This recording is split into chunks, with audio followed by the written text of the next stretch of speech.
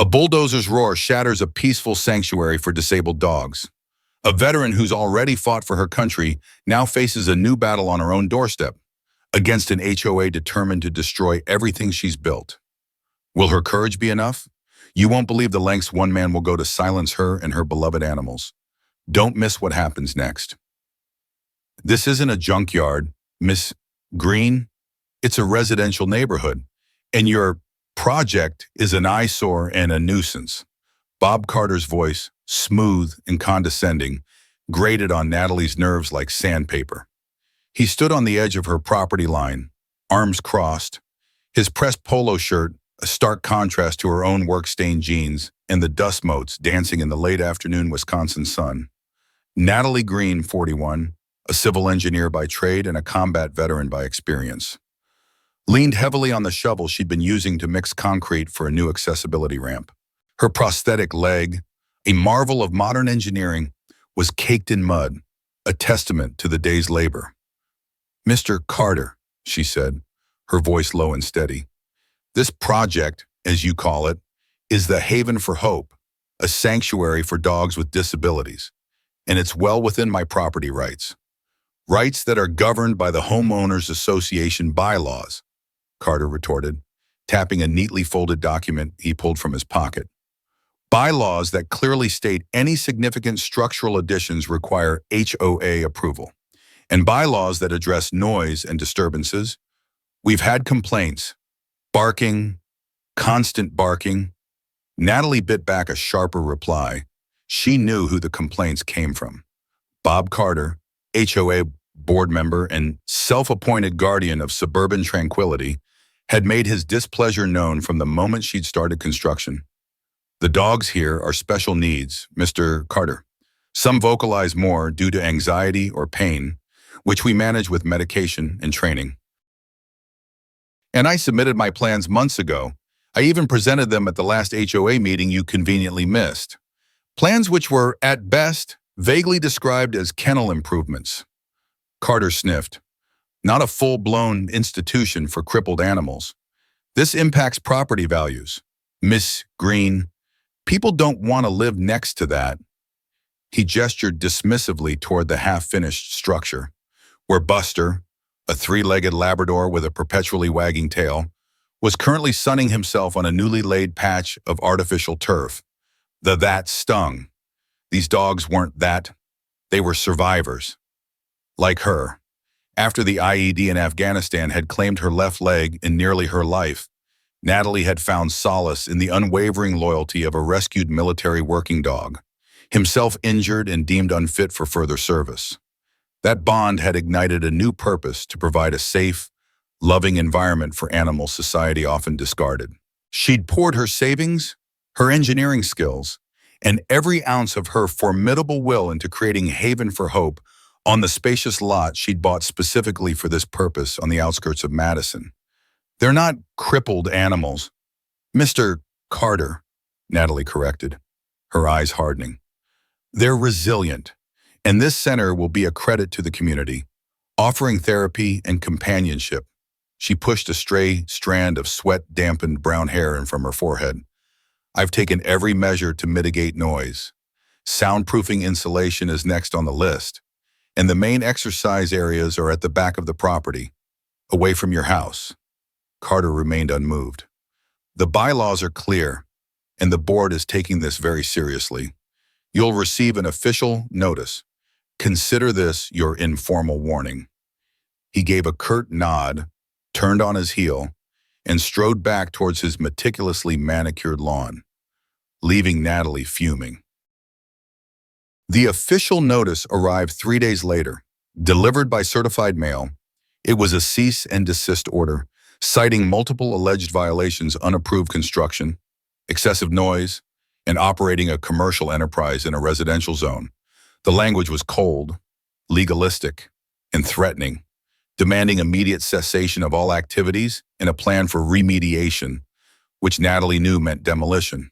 She immediately called Claire, her friend and the veterinarian who volunteered her services to Haven for Hope. Claire Baugh, 30, was a beacon of calm in Natalie's often turbulent life. "He can't be serious," Claire said. her voice tight with anger after Natalie read out the letter. A commercial enterprise, you're a non-profit. Nat, you're sinking your own money into this. He's serious, Claire. Bob Carter is the kind of man who sees rules as weapons. He's been looking for an excuse since I drove the first fence post. Natalie sighed, rubbing her temples. The phantom ache in her missing limb throbbed, a familiar companion in times of stress. He mentioned complaints about barking. I know he's exaggerating. Yes, there's occasional barking. They're dogs, but it's not constant. And never late at night. Of course, he's exaggerating, Claire agreed. He doesn't care about the dogs. He cares about his perceived control over the neighborhood. What are you going to do? Natalie looked out at the frame of the main building, envisioning the completed hydrotherapy pool, the quiet rooms for anxious arrivals, the spacious, accessible runs. She saw the faces of Daisy, a blind spaniel who navigated by scent and sound, and Max, a German shepherd puppy with a spinal injury, his custom-built cart allowing him to chase butterflies. I'm going to fight, Natalie said, her voice resonating with the same steely resolve that had seen her through multiple tours and a grueling rehabilitation. This place is more than just a building. It's a promise. Her first step was to meticulously review the HOA bylaws Carter had so smugly brandished. She was a civil engineer. Blueprints and regulations were her bread and butter. She cross-referenced her original property purchase agreement, her building permits from the city of Madison, and her nonprofit incorporation papers. She found ambiguities, certainly, but nothing that explicitly forbade her sanctuary, especially given its nonprofit status and the modifications she was making to ensure it was a good neighbor. The city permits were all in order. The fight, she realized, was purely with the HOA's interpretation, an interpretation heavily skewed by Carter's personal vendetta. He was twisting the rules to suit his agenda, and she suspected he was misleading the rest of the HOA board. Natalie's initial strategy was one of reasoned appeal. She drafted a comprehensive response to the HOA, detailing the sanctuary's mission, its nonprofit status, the city permits, and the extensive measures taken to be a considerate neighbor. She included testimonials from local animal shelters who supported her work, and even a letter from a child psychologist who believed Haven for Hope could offer valuable animal-assisted therapy opportunities. She hand-delivered copies to each board member, hoping to bypass Carter's biased filter. The response was lukewarm at best. A few board members expressed private sympathy, acknowledging the value of her work, but seemed cowed by Carter's aggressive stance and his constant harping on property values and maintaining neighborhood standards. He had, it seemed, successfully painted Natalie as an outsider, flouting established community norms. Whispers started circulating, exaggerations about the number of dogs, fabricated stories of aggressive behavior, and unfounded fears of disease. Natalie felt a subtle shift in her immediate surroundings. A few previously friendly neighbors now avoided eye contact, their smiles replaced with strained politeness. The sanctuary, once a beacon of her post-service purpose, now felt like a besieged outpost. Construction on Haven for Hope ground to a halt. The silence of stilled hammers and saws was almost as oppressive as Carter's constant scrutiny. Every undelivered pallet of lumber, every postponed plumbing fixture was a small victory for him. The half-finished building stood skeletal and vulnerable, a stark monument to the escalating conflict. The dust, however, remained blissfully unaware of the human machinations. Daisy, the blind spaniel, still navigated the existing paths with uncanny accuracy, her nose twitching. Max, the German shepherd with his wheeled cart, still greeted Natalie each morning with joyful yelps, eager for his modified fetch sessions. Their unwavering trust and simple, profound needs were both Natalie's anchor and the sharpest barb of her anxiety. If Carter succeeded, these creatures, already betrayed by life once, would lose their refuge. The thought was a physical ache, more persistent than the phantom pains in her leg. Carter, emboldened by the board's passivity, intensified his campaign. He orchestrated an emergency HOA meeting, a masterclass in manipulation. Natalie was conspicuously absent due to a long-scheduled, unmissable appointment at the VA hospital for recalibrating her prosthetic, a detail Carter was almost certainly aware of. In her absence, he presented a carefully curated narrative of escalating concerns, painting Natalie as defiant and her sanctuary as an imminent threat to the neighborhood's character and safety. Claire, her veterinarian friend and a resident, attended, her heart pounding with indignation. "This is a sham, Bob," Claire declared, her voice cutting through the hushed tones of the community clubhouse. "Natalie has been transparent. She has every legal right to be here. And this facility is a godsend for animals. No one else wants. You're twisting facts to suit a personal vendetta." A few attendees shifted uncomfortably, a flicker of doubt in their eyes. But Carter, a veteran of countless such meetings, a man who wielded Robert's rules of order like a bludgeon, quickly regained control. He spoke of due process, of fiduciary responsibility to homeowners, his voice oozing insincere concern. The vote, though not unanimous, passed. It granted the board, and by extension, Carter himself, sweeping powers to resolve the green property issue. The resolution arrived with the dawn chorus of birds. Less than a week later, on a gray, drizzly Madison morning, Natalie was in the small, completed kennel block, the sanctuary's current heart, coaxing a new arrival. Finn, a timid beagle mix who'd lost an eye in an accident and cringed at sudden movements. A low, guttural rumble began to vibrate through the concrete floor, a sound that sent Finn scrambling under his cot. It wasn't thunder. It was the earth-shaking growl of heavy machinery. Natalie's stomach plummeted, wiping trembling hands on her jeans. She raced outside. The sight that greeted her stole the breath from her lungs, dominating the landscape just beyond her property line. Its massive yellow bulk gleaming menacingly in the persistent drizzle was a bulldozer. Its engine idled, a monstrous predatory beast ready to devour her dream. And standing beside it, an umbrella held aloft by one of the two grim-faced men flanking him, was Bob Carter. His expression was one of chilling, smug triumph. In his hand, he brandished a new document, its official-looking letterhead stark against the gray day. "What in God's name do you think you're doing?" "Carter!" Natalie yelled, her voice hoarse, battling the throb of the engine. Rain plastered her hair to her temples, but she was oblivious to the chill. "Enforcing the community's will, Ms. Green," Carter announced, his voice amplified by a perverse sense of vindication. He thrust the paper toward her. "This is an official demolition order. The HOA, following due process and the recent decisive vote, has authorized it. Local code enforcement has also been apprised of the ongoing structural and nuisance violations and concurs with the need for immediate remediation." His smile was a cruel slash. "You have 48 hours to commence complete removal of these unapproved structures. If not, the HOA will undertake the demolition, at your considerable expense. Naturally, 48 hours. The words echoed in the damp air. It was a blatant, impossible demand, designed to crush her. This wasn't just an escalation, it was a declaration of total war. The legalistic sniping abandoned for brute force. The abstract threat had materialized into 10 tons of steel and hydraulic power aimed directly at the heart of Haven for Hope. "You wouldn't dare," she whispered, her gaze fixed on the cold, unblinking eye of the bulldozer's headlamp. "Oh, I assure you, Ms. Green, I absolutely would," Carter replied, his voice dropping to a low, confident purr.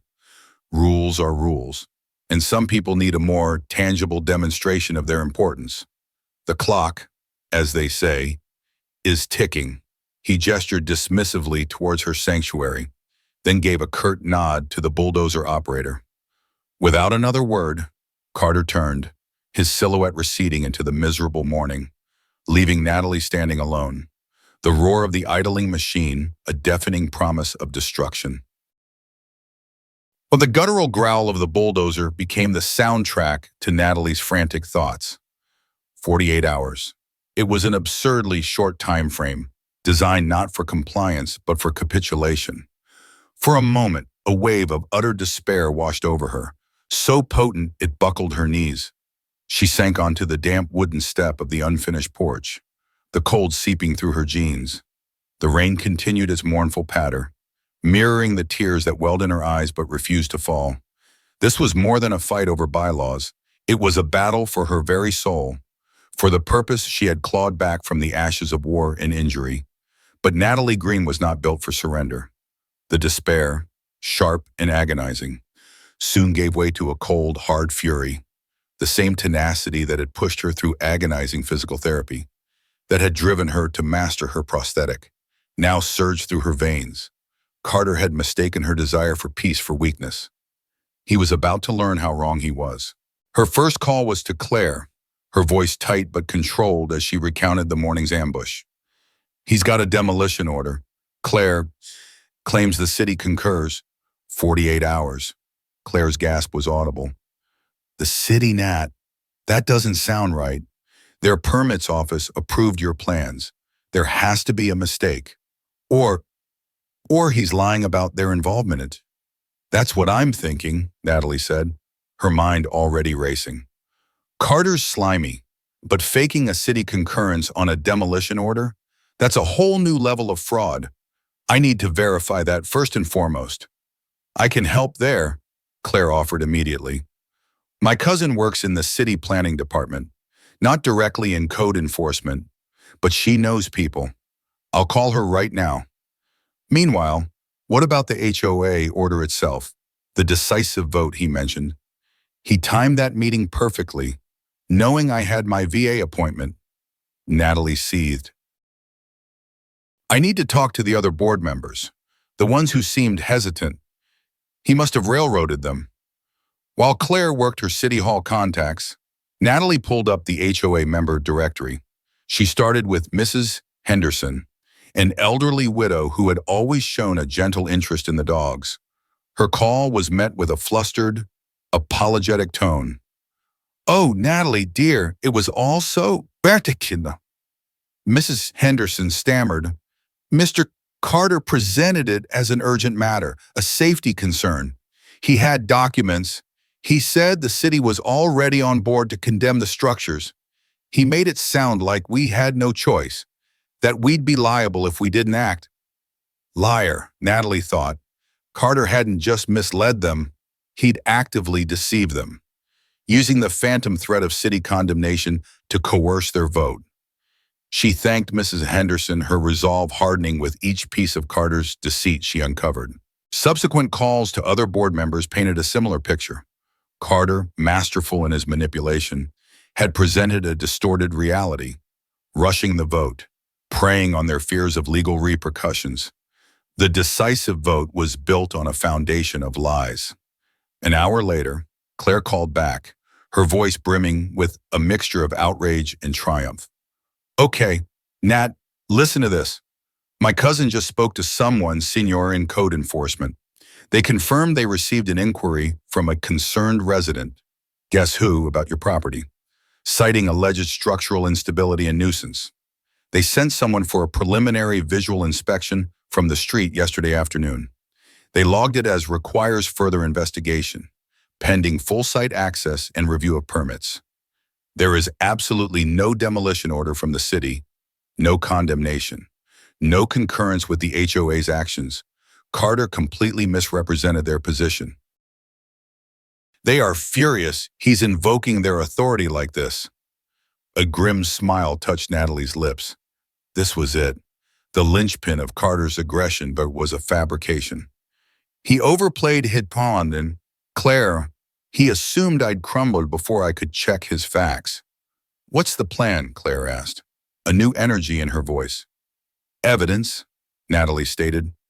"I need an official statement from the city disavowing Carter's claim. And I need to get affidavits from those board members stating they were misled. This isn't just an HOA dispute anymore. This is fraud and potentially defamation." The next 24 hours were a blur of activity.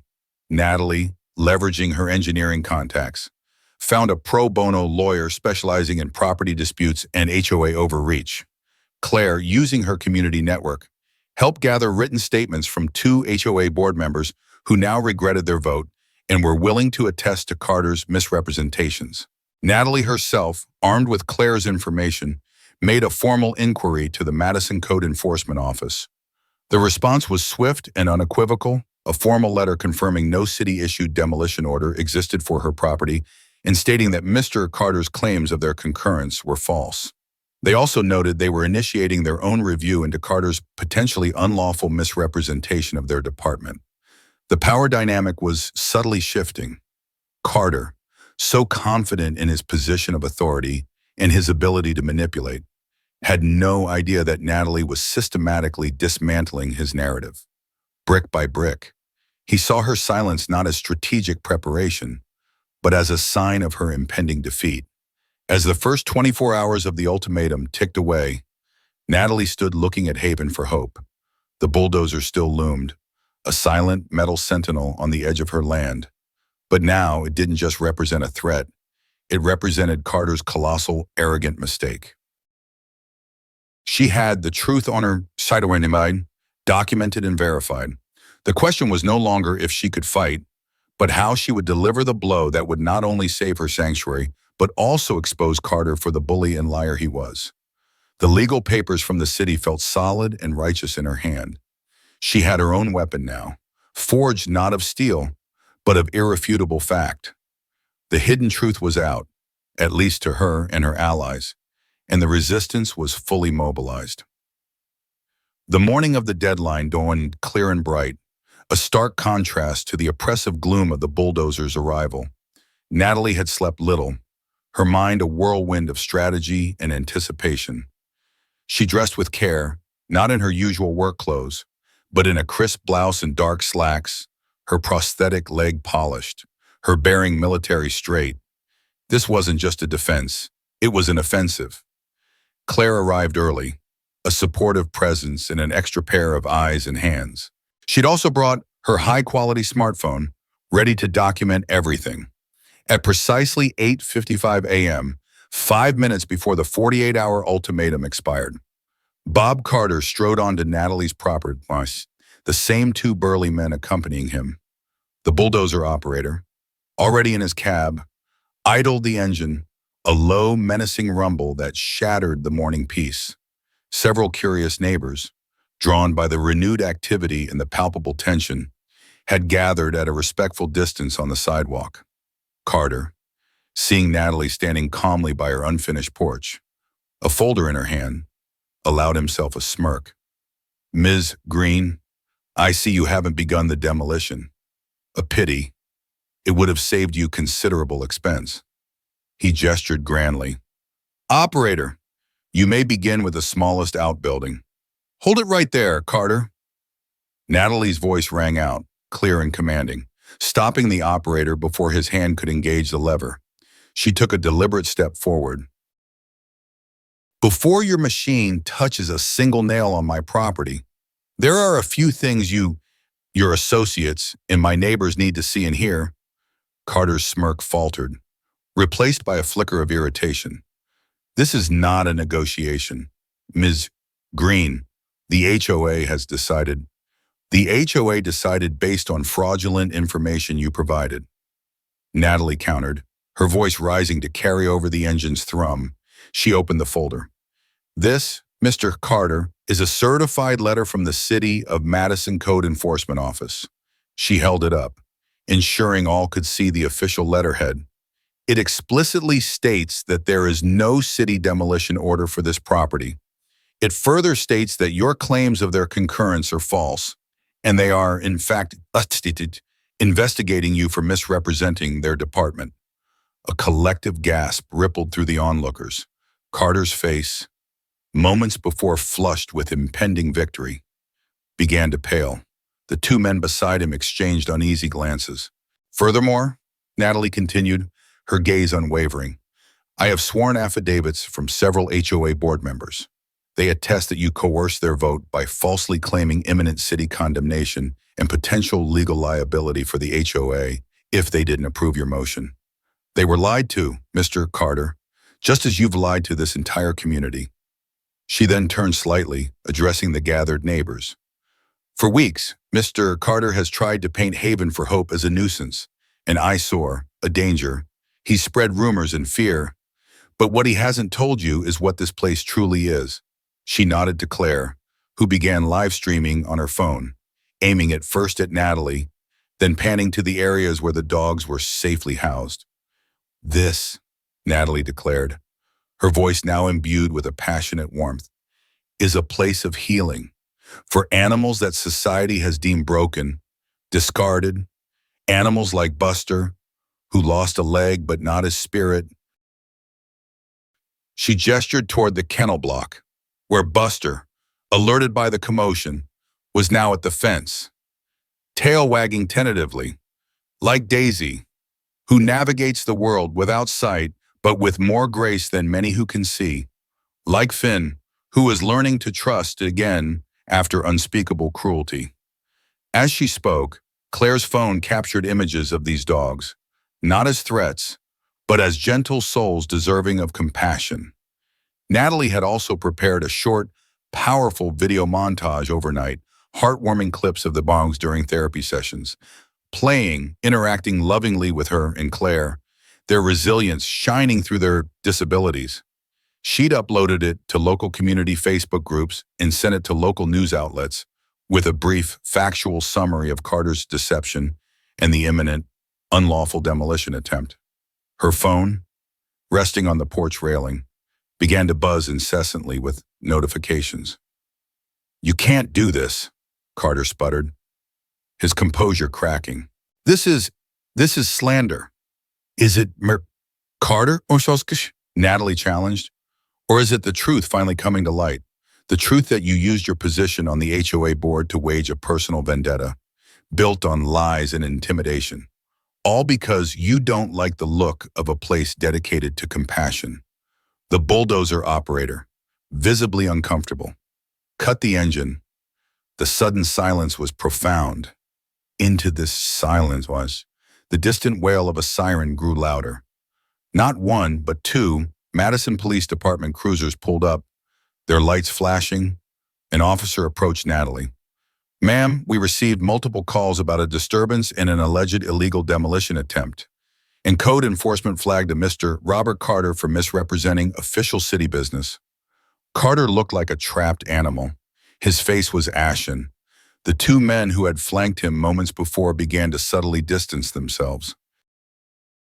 The arrival of the police, coupled with the now viral video and Natalie's clear, evidence-backed takedown, was the final nail in Carter's coffin. Over the next few days, the story exploded. Local news picked it up. An inspiring tale of a veteran fighting for her dream against a rogue HOA official. Public outcry was immense and overwhelmingly in Natalie's favor. The HOA board, facing a deluge of angry calls, emails, and the threat of multiple lawsuits, including one from Natalie for damages and defamation, went into emergency session. The outcome was swift.